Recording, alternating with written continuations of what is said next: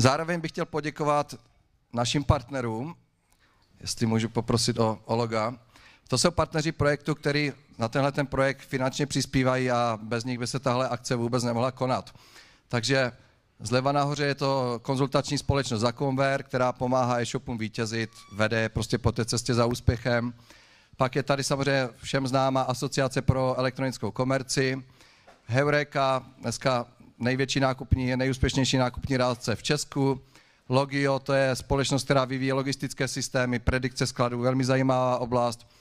Pak tady vítám nového člena Twisto, svým způsobem revoluční platební metoda.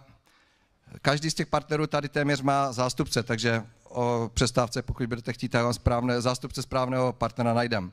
Je tady fenomenální úloženka, mají tady stánek, máme tady samozřejmě přepravce, spediční společnost DPD, je tady Nedirect, velmi významný výrobce internetových obchodů, a to jak těch krabicových, tak těch sofistikovaných na míru.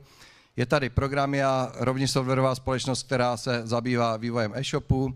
Je tady Online People, personální agentura, která pomáhá e-shopům nalézat správné lidi do e-commerce, markeťáky, logistiky a tak dále.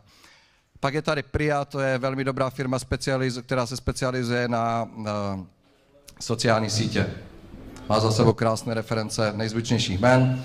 Je tady Oxy Online, což je vlastně brněnská firma vyrábějící e-shopy, velmi spolehlivá tradiční firma. Je tady Pragbest, výrobce velkých sofistikovaných webů a e-shopů. A nakonec brněnská firma Sunlight Systems, o které možná není tak moc slyšet, ale má spoustu klientů. Má řešení pro, řekl bych, 2 vrstvy, má takové ty krabicové e-shopy a dokáže vyrábět i krásné sofistikované shopy na míru.